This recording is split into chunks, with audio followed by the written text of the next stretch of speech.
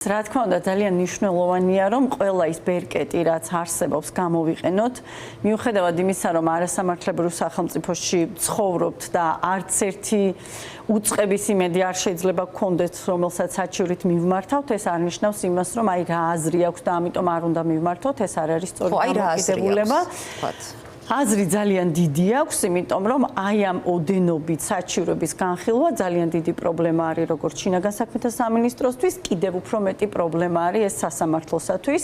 პროცედურა არის ასეთი, როდესაც ჩვენ ვიგებთ და გვაბარებენ ჯარიმის ქვითარს, აუცილებლად პირველ რიგში უნდა გასაჩივრდეს შინაგან საქმეთა სამინისტროში.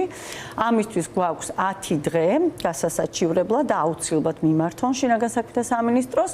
სამინისტროს აქვს ერთი თვე, როგორც წესი, ამის განსახილველად და თუ სამინისტრო მიიღებს ძალაში დატოვების გადაწყვეტილებას და რა თქმა უნდა მიიღებს, ამის შემდგომი რგოლი უკვე არის სასამართლო, ასევე 10 დღეში უნდა გასაჩივრდეს და სასამართლოსთვის ამდენი საჩივრების განხილვა არ არის მარტივი ამბავი.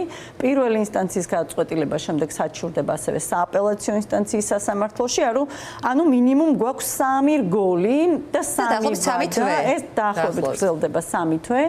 და 3 თვე კიდე ძალიან დიდი დროა ერთი შესაკავებლად და მეორე აი ამ პროცესებისთვის არის ძალიან მნიშვნელოვანი ეტაპი. უშუალოდ თქვენს კომპეტენციის სფეროს რომ შევეხოთ, აი ბოლო პერიოდში მოხშირდა ისეთი პრაქტიკა, რომ დილით ან ღამე იმ დროს როცა ბავშვებს შეიძლება სინავთ, ან ხანდახან ისეთ მისამართზე მიდიან, სადაც არ ცხოვრობს უშუალოდ ის პირი, ვის დაჯარიმებასაც აპირებენ, მაგრამ არიან ოჯახის წევრები სახლში.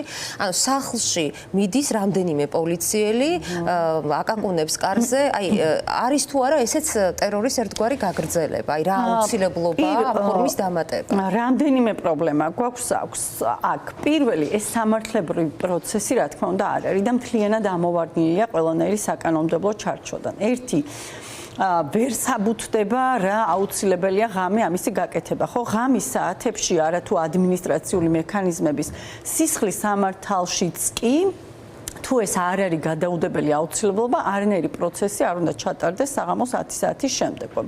ამიტომ რა აუცილებლობა ამ ადმინისტრაციული ჯარიმების მიტანა ღამით, როცა ამის საჭიროება და აუცილებლობა არ არსებობს, რა თქმა უნდა, ეს კიდევ ერთხელ ვიმეორებ საკანონმდებლო ჩარჩოში ვერ ჯდება.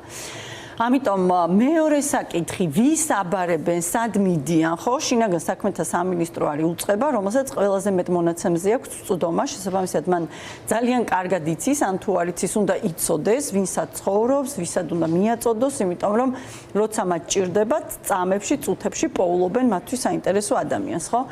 ამიტომ ამ ჯარიმების მიტანა იქ, სადაც ეს ადამიანი არ ცხოვრობს, სხვა პირებისთვის ამ ინფორმაციის მიწოდება, მაშინ როცა ამისი აუცილებლობა არ არსებობს, გარდა იმისა, რომ არის ადმინისტრაციული კანონმდებლობის დარღვევა, ასევე არის პერსონალურ მონაცემთა დაცვის კანონმდებლობის დარღვევა, იმიტომ რომ მე შეიძლება საერთოდ არ მინდა ჩემმა მოხუცმა დედამ, ან ჯანმრთელობის პრობლემების მქონე ოჯახის წევრმა, ან საერთოდ ჯანმრთელმა ადამიანმა ვინმემ სხვამ გაიგოს იმის შესახებ, რომ მე ადმინისტრაციული პასუხისმგებლობა დამეკისრა. ამიტომ მაშინ როცა პოლიცია საერთოდ გადის კანონის ჩარჩოდან, რატო გადის, ხო? თან არსებულ მოცემულობაში, რა თქმა უნდა, ამას აქვს ის მიზანი, რაც ყველა სხვა დანარჩენს, რასაც ჩვენ ამ თვეების განმავლობაში ვხედავთ, საკანონმდებლო ცვლილებებს, სასამართლო მიდგომებს, სამართალდამცავი ორგანოების აი ამ ტიპის ქცევებს, ერთადერთი მიზანი, რომ რაც შეიძლება დაანერგონ მეტი შიში, მეტი ტერორი საზოგადოებაში, რომ შემცირდეს ის საპროტესტო ტალღა, რომელიც არის აი საკანონმდებლო ცვლილებები ახსენეთ და ერთმანეთის მიყოლებით, მოკლედ ისეთი მართლა გაცხარებული მუშაობა აქ არ აღიარებულ პარლამენტს შესაშურია ნამდვილად წინა წლებში ასეთი მომსწრე არ ყოფილვართ, მეორე მოსმენით მიიღეს მაუწყებლის შესახებ კანონი, მედიას მთელი რიგი შეზღუდვები დაუწესეს და აი მე და თქვენ როდესაც ახავს ხედავთ და ფაქტებზე დაყრდნობით, მაგრამ ვაკრიტიკებთ ხო ეგრეთ წოდებულ ხელისუფლებას, როგორც ხვდები ამის უფლებაც არ გვექნება, რადგან მოპასუხე მხარე არ გვყავს, ნუ ოცნება არ დადის ხო სატელევიზიო ეთერებში კრიტიკულ არხებზე. აი რა რეალობას ქმნიან, რა ტიპის სახელმწიფოს აშენებენ ამ ეგრეთ წოდებული კანონებით. მოდით ასე დავსვამ კითხვას. აი არჩევნების შედეგები რატომ გახდა პრობლემა ამ ხელისუფლებისთვის, ხო? ერთი გახდა პრობლემა, იმიტომ რომ მედია მიმუშავა კრიტიკულმა მედიამ კარგად და დაინახა ის ხარვეზები, გაყალბების ფაქტები და ასე შემდეგ და გაშუქდა ეს ყველაფერი ძალიან კარგად, რაც ამ არჩევნებს ჰქონდა, თუ ამას არჩევნები შეიძლება ეწოდოს და მეორე ასევე იმუშავა არასამთავრობო სექტორმა არჩევნების დაკვირვების მიმართულებით. შესაბამისად, რა თქმა უნდა, ამ ხელისუფლებას, რომელიც მიდის ავტორიტარიზმისკენ არა, უკვე იქ არის, რა თქმა უნდა, მისთვის მიუღებელია სამოქალაქო სექტორიც, ცხადია, მისთვის მიუღებელია კრიტიკული აზრი და მისთვის მიუღებელია, რა თქმა უნდა, მედია, რომელიც აგებინებს საზოგადოებას ალტერნატიულ ინფორმაციას და არა ინფორმაციას, რომელიცაც დღეს საზოგადოებას აწუდის ეს პროპაგანდისტული სახელისუფლებო მედიები, ხო? ამიტომ ცხადია დაიწყო მან კანონების, თუ ამას კანონები შეიძლება ეწოდოს, კანონების ძალით აი ამ ყველაფრის შეზღუდვა აღკვეთა, იმიტომ რომ ხვალ აი ეს შესაძლებლობები აღარ იყოს. ხვალ დაჩაგრული ადამიანი ვეღარ მივიდეს ვერც მედიაში და ვერ ილაპარაკოს, ვერ მივიდეს ვერც არასამთავრობო ორგანიზაციაში, რომელიც მას იურიდიული დახმარებით დაეხმარება და ასე შემდეგ და მისთვის მიუღებელია კიდევ ერთხელ ვიმეორებ ყველანაირი ალტერნატიული აზრი და ალტერნატიულ აზრს დღეს ყველაზე მეტად, რა თქმა უნდა, საზოგადოებასთან ერთად ქმნიან არასამთავრობო ორგანიზაციები და ქმნის ასევე მედია. ამიტომ ეს კანონებიც ემსახურება აი ამ ამის ქართულ ოცნებას, ის ამტკიცებს, რომ ბევრი გულშემატკივარი და მხარდამჭერი ყავს, მაგრამ დაუშვათ ვინც ყავს მხარდამჭერი, რომელიც არც, თქვათ, საბიუჯეტო რესურსზე მიბმული არ არის და ამის გამო ანგარებით არ უჭერს მხარს, აი გულწრფელი მხარდამჭერები. იმათვის არის ეს გასაგები, რომ შეიძლება ხვალ და ზეგ ან ნანუკას ფონდი დაჭირდეს და ვეღარ მიიღოს დახმარება, ან მედიის გაშუქება დაჭირდეს, ან ადვოკატირება, ან თხოვნა სამართლებრივი დახმარების და ეს ვეღარ მიიღოს. აი ეს არ აღწევს ეს ხმა სამწუხაროდ რაღაცნაირად ადამიანებს თუ არ შეგვეხო პირადად ჩვენ სამწუხაროდ აი ამ რაღაც შეხების წერტილებს ჯერ ვერ ვუგრძნობთ. მიუხედავად იმისა, რომ ჩემს ირგვლივ არიან ადამიანები, რომლებიც გუშინ წინ სხვანაირად ფიქრობდნენ და დღეს სხვანაირად ფიქრობენ და ამ მოვლენებმა ნამდვილად რაღაცებზე დააფიქრათ, მაინც დიდი ნაწილისთვის არის დამოკიდებულება ესე, რომ იცი რა, ეს მე დღეს არ მეხება და ძალიან უჭირთ იმისი გააზრება, რომ დღეს თუ არა, ეს შეიძლება მათ შეეხოს ხვალ და აქ არ არის საუბარი მხოლოდ იმაზე, რომ მე ხვალ არასოდეს საპროტესტო აქციაზე შეიძლება არ გამოვიდე. ყველანაირ განსხვავებულ აზრზე არის აქ ლაპარაკი. ჩვენ ვნახეთ, რომ საჯარო სამსახურებიდან გამოუშვეს განსხვავებული აზრის მქონე ადამიანები, ხო? ჩვენ ვნახეთ, რომ განსხვავებული აზრის მქონე ადამიანები დააკავეს, დააპატიმრეს, ცემეს. შეიძლება შენ არ შეგეხო, მაგრამ შენს მეზობელს შეეხო, რომელიც გიყვარს, პატივს სცემ და ასე შემდგომ. ამიტომ ყველას შეიძლება ხვალ და ზეგე შეგვეხოს. ამას წინ ერთი რეჟისორი ამბობდა, რომ აი ყველაზე დიდი პრობლემა ის იქნება, რომ აი მე თუ ხვალ მომშივ და ვერ ვიტყვი, რომ მშია აი ამ ხელისუფლების პირობებში. ამიტომ ეკონომიკური კრიზისიც ამ ქვეყანაში დაიწყო და აი ხვალ და ზეგ თუ მე რაღაცაზე აი დაწუწუნი მომინდება, ამის გაკეთების შესაძლებლობა არ მექნება არც ერთ პლატფორმაზე. ეს იქნება შეიძლება ჯანდაცვასთან დაკავშირებული იყოს, ან ნებისმიერ სფეროსთან დაკავშირებული. ამიტომ ეს აუცილებლად მივა აბსოლუტურად ყველამდე თუ არა ძალიან დიდ ნაწილამდე. აი დღეს მზია ამაღლობელის პროცესი იყო.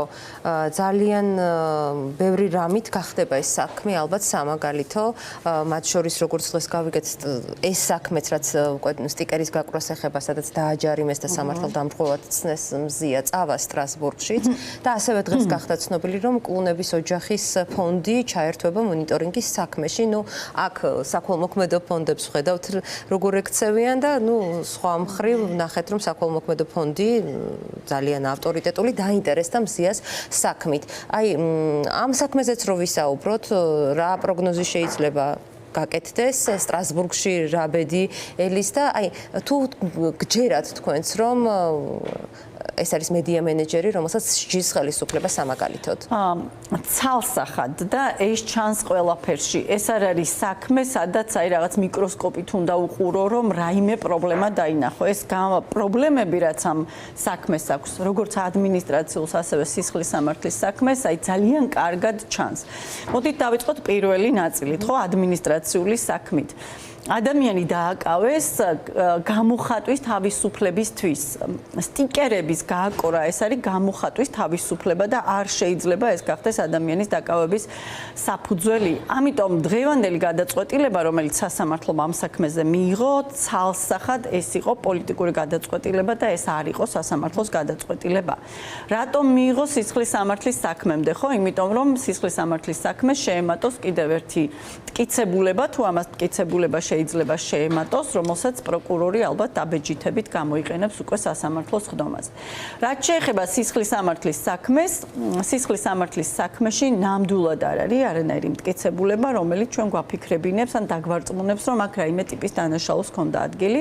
პირველი ვიტყვი იმას, რომ მას სილა არ გაუწნია პოლიციის თანამშრომლისთვის, იმიტომ რომ მე პოლიციაშიც მიმუშავია და ვიცი რას ნიშნავს პოლიციელი. პოლიციელი კანონმორჩილი ადამიანი, რომელიც კანონიერ გადაწყვეტილებებს იღებს, რომელიც კანონიერ მოთხოვნებს უყენებს მოქალაქეს, ამიტომ მე ნამდვილად ვერ ვიტყვი, რომ ის წინ იდგა პოლიციის თანამშრომელი და კიდევ ერთხელ ვიმეორებ, ყველაზე მაქსიმუმი, რაც შეიძლება ამ საქმიდან გამოეყვანა პროკურატურას, ისიც ძალიან თუ მოინდომებდა, ეს შეიძლება ყოფილიყო ძალადობა, თუმცა კიდევ ერთხელ ვიმეორებ, მხოლოდ იმ შემთხვევაში, თუ ნამდვილად რაიმე ტიპის ტკივილი ამ ადამიანმა განიცადა, ნუ ცალკე ამბავია პოლიციისთვის ამ ადამიანის ჩვენება, რომელიც მან მისცა, რომ რაღაც ხელი გაარტყა, მან რა ქვია, ქალმა და არ ვიცი, თუ ვიდეოსაც თუ ნახავთ, ძალიან საეჭვოა, რომ იქ მას რაიმე სახის ტკივილი ნამდვილად მიეღო, ამიტომ აქ საერთოდ სისხლის სამართლის დანაშაულზეც კი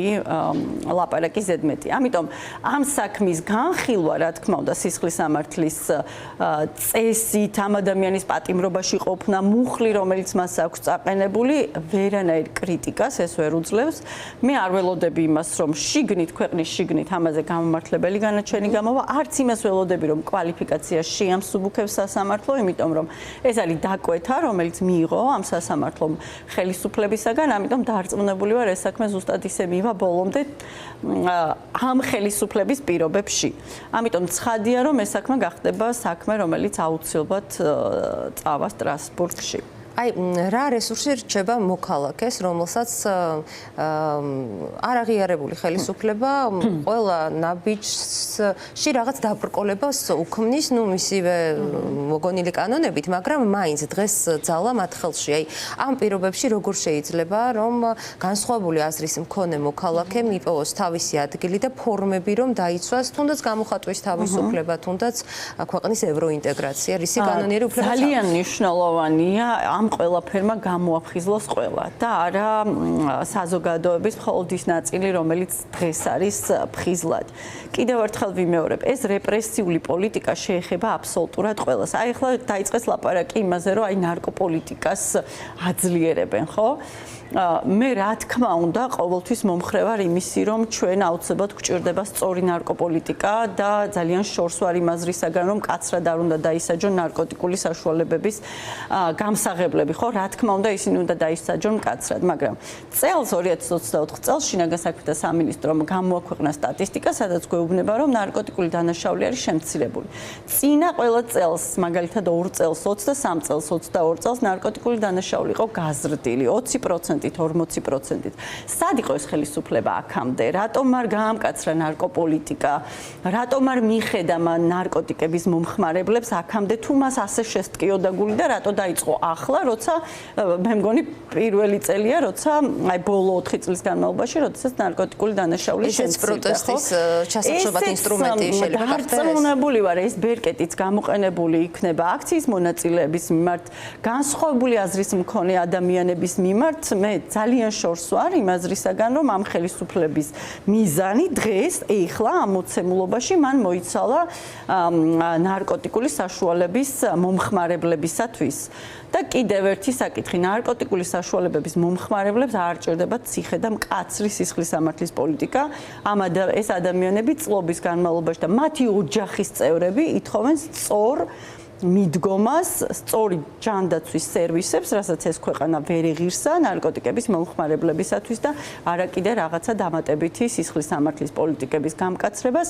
კიდევ ერთხელ ვიმეორებ, ნარკოტიკების გამსაღებლების მიმართ მკაცრი სისხლის სამართლის პოლიტიკის განხორციელების შესაძლებლობა ამ ხელისუფლებას ჰქონდა ყოველთვის და თუ ამისი ნება არსებობს, დღეს შემცირებული კი არ უნდა იყოს ნარკოტიკული დანაშაული.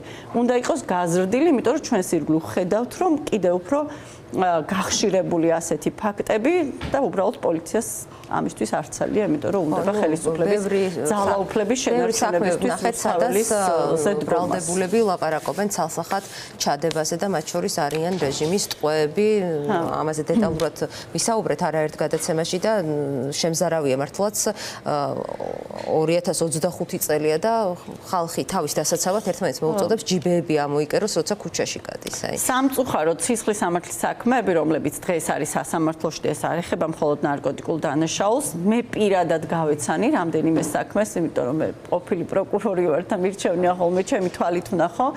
სანამ კონკრეტულად ფაქტებზე ვილაპარაკებ, სისხლის სამართლის საქმეები არის აი ვერ გეტყვით, მე ესეთ სისხლის სამართლის საქმეები არ მინახავს. ეს არის საქმეები, სადაც ჯერ გადაწყვეტილება არის მიღებული, ვინ უნდა იქნეს დაკავებული და შემდეგ არის ნაფიქრი იმაზე, როგორ უნდა მოხდეს მტკიცებულებების შეგროვება ამ კონკრეტული პირების მიმართ. რა ვიცი, აი მაგალითად ბოლო რაც ვნახეთ, გიორგი ოკმელაშვილის სისხლის სამართლის საქმე შევისწავლეთ, სადაც აი ყველა საგამოძიებო მოქმედება თითქმის ჩატარებულია სისხლის სამართლის საპროცესო კოდექსის არსებითი დარღვევით და ერთი მტკიცებულებას ვერ ნახავთ საქმეში, რომელიც შეესაბამება კანონმდებლობას.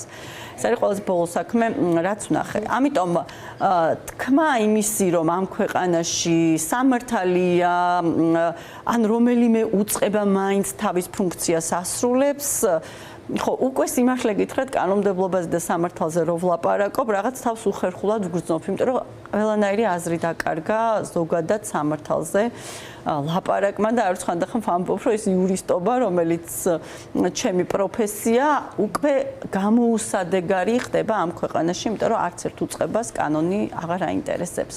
და კანონები, რომლებითაც ახლა გველაპარაკება, ეს ეგრეთ წოდებული ხელისუფლება, აი არანაირ საერთო, აი ამ ახალ მიღებულ დოკუმენტაციას, მოდი დოკუმენტაციას დავარქმევ, არც საკანონმდებლო პროცესთან აქვს არანაირი კავშირი და არც ადამიანის უფლებების ევროპულ სტანდარტთან მით უმეტეს. არც ჩვენს კონსტიტუციასთან არის შესაბამისი ევროპას რო თავი დავანებოთ. ძალიან დიდი მადლობა.